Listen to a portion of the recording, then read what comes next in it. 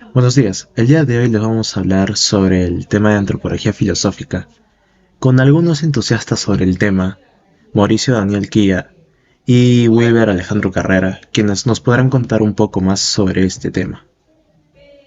Uno de los temas principales que vamos a tratar es la persona y su origen. Wilber, cuéntanos, ¿cuáles son las justificaciones sobre el origen del hombre? ¿Qué conflicto habría entre estas teorías y la idea de la naturaleza humana?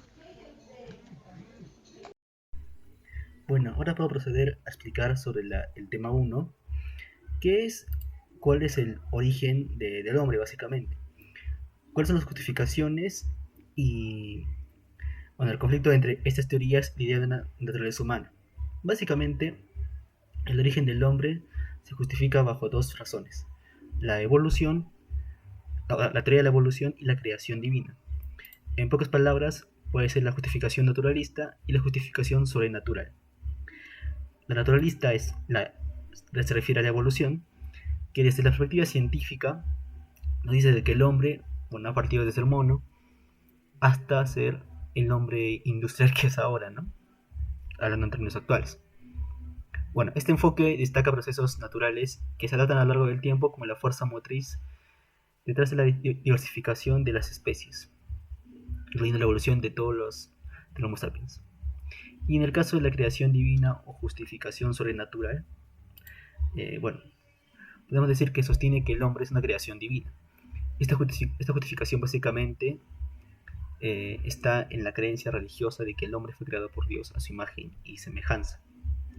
Eh, por lo que es una creencia que se basa en la fe religiosa. No existe evidencia científica que la respalde, pero es una creencia que ha sido sostenida por muchas culturas a lo largo de la historia. Y bueno, este conflicto básicamente se da en tres puntos: las perspectivas sobre la naturaleza humana, la universalidad versus la diversidad y la intersección de ciencia y fe. En ambas podemos ver que, bueno, estas teorías radican en una interpretación de la naturaleza humana que surgen en un origen común y plantean la idea de la naturaleza humana universal compartida por toda la especie. Y bueno, también se profundiza en debates sobre la relación entre la ciencia y la fe, ¿no? Ya que la ciencia busca explicaciones basadas en observaciones y pruebas. Y bueno, en el caso religioso puede apelar a la fe y la trascendencia de lo que nosotros creemos, ¿no? Por lo que el origen del hombre básicamente se divide en estas dos hipótesis, ¿no? Que plantean los filósofos y la antropología en sí. Interesante respuesta.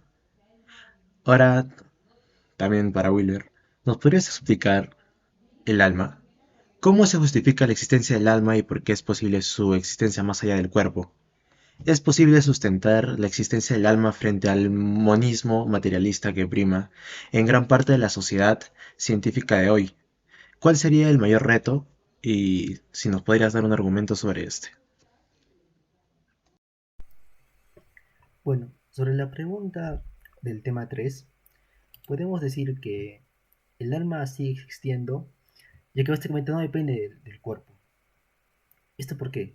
La cuestión de si el alma persiste después de la muerte es un tema que ha sido abordado a lo largo de la historia por diversas tradiciones filosóficas y religiosas. Así que bueno, la antropología filosófica, que se ocupa del estudio de la naturaleza humana y la existencia, ha proporcionado varias perspectivas sobre este asunto. Así que algunas explicaciones comunes son el dualismo sustancial, del cual trata sobre algunas tradiciones filosóficas y religiosas que sostienen la idea del dualismo sustancial, que implica la existencia de dos sustancias fundamentales, el cuerpo y el alma. Según esa perspectiva, el alma es inmortal y persiste después de la muerte, mientras que el cuerpo solo es temporal.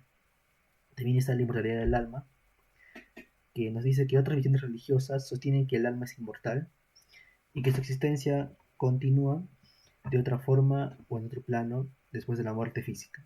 Esto es común en varias religiones, como el cristianismo, el islam y el hinduismo.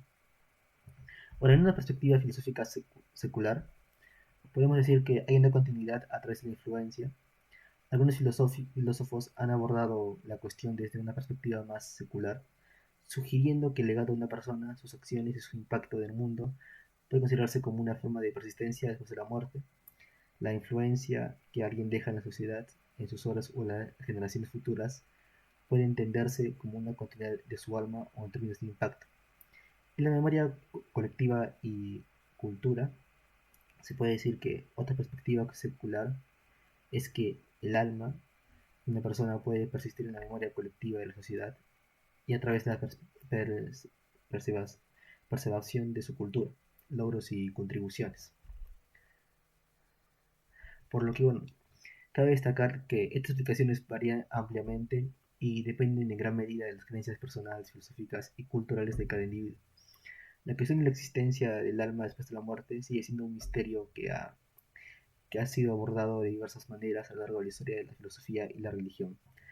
Por lo que podemos decir de que el alma, para la filosofía, bueno, es una, es una parte fundamental para que una persona aprenda a filosofar y pueda llegar a ciertas verdades, ¿no? Sería todo. Gracias compañero Wilber por esta breve explicación sobre el tema. Ahora mi persona les hablará sobre el conocimiento. ¿Cómo conoce el hombre? ¿Cómo esto lo lleva a su perfección? ¿Qué quiere decir que los vivientes corpóreos tienen un doble ser, uno material y otro inmaterial? ¿Qué supone la asimilación cognoscitiva? ¿Cómo conoce el hombre? La respuesta a esta pregunta es simple, mediante la inteligencia. La inteligencia es un potencial espiritual, es decir, no está ligada a un órgano material. Sin embargo, para conocer necesitamos de usar los sentidos, que son órganos materiales que le permiten captar las imágenes de las cosas. El conocimiento lleva al hombre a su perfección porque es lo que le permite alcanzar la verdad, que es el bien supremo del hombre. Esto le permite vivir de acuerdo con su naturaleza. El conocimiento del hombre le permite comprender el mundo y así mismo en su lugar en el universo. Esto le permite tomar decisiones acertadas y actuar de manera moralmente correcta, y así poder alcanzar su felicidad. Con respecto a la tercera pregunta sobre los vivientes corpóreos que tienen un doble ser, uno material y otro inmaterial. El ser material es el cuerpo que está compuesto de materia y forma. Este es el instrumento del alma para conocer y actuar en el mundo. El ser inmaterial es el alma, que es la forma espiritual del cuerpo. El alma es la parte más importante. Es lo que nos da la vida, la inteligencia y la libertad. La última pregunta. La asimilación cognoscitiva. Es esencial para el conocimiento humano. Describe el proceso mediante el cual el sujeto cognoscente se asemeja al objeto conocido. Contrario a ser un receptor pasivo de información, la asimilación cognitiva es un proceso activo que demanda la participación activa del sujeto, a través de la reflexión y la comprensión. El individuo no solo adquiere información, sino que también la integra significativamente a su esquema cognitivo, permitiéndolo llegar a una comprensión más profunda del mundo que lo rodea. Ahora Daniel nos va a hablar sobre la muerte. ¿Qué es la muerte? ¿Cómo entiende la muerte para Santo Tomás? ¿Y cómo la entiende Epicuro? ¿Y cómo se ve la misma hoy en día?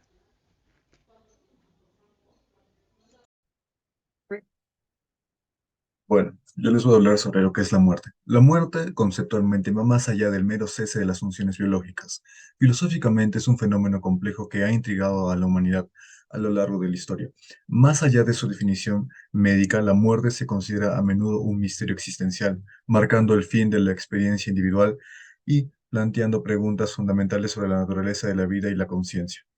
Primeramente les voy a hablar qué es la muerte. La definición biológica, desde una perspectiva biológica, la muerte se define como el cese irreversible de las funciones vitales de un organismo, incluyendo la respiración y la actividad cerebral. Es un evento inevitable en el ciclo de la vida. En el aspecto filosófico, más allá de su definición biológica, la muerte ha sido objeto de profunda reflexión filosófica. Filósofos y pensadores han explorado su significado en términos de existencia, conciencia y el sentido de la vida. La muerte desde esta perspectiva se convierte en un fenómeno que trasciende lo puramente físico. Hablando en la percepción de Santo Tomás sobre la muerte, podemos decir que él tenía dos puntos. Uno que es la separación del alma y el cuerpo. Según la filosofía tomista de Santo Tomás de Aquino, la muerte implica la separación del alma y el cuerpo. Esta visión dualista sugiere que el alma, que es inmortal, se separa del cuerpo mortal en el momento de la muerte. Y el otro punto sería la muerte espiritual. Para Santo Tomás, la muerte espiritual va más allá de la muerte física. Implica la separación del alma de Dios, considerando el origen de la vida. La conexión con lo divino es esencial para la plenitud de la existencia.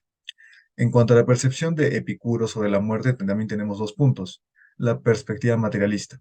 Epicuro, en contraste, adopta una perspectiva materialista. Argumenta que la muerte no debe temerse, ya que cuando estamos vivos, la muerte no está presente, y cuando llega, ya no estamos. Su enfoque se centra en el presente y en la búsqueda de la tranquilidad y el placer en la vida. El otro punto es la minimización de la ansiedad. Epicuro busca minimizar la ansiedad relacionada con la muerte, al destacar que mientras estamos vivos, la muerte no tiene relevancia directa en nuestra experiencia.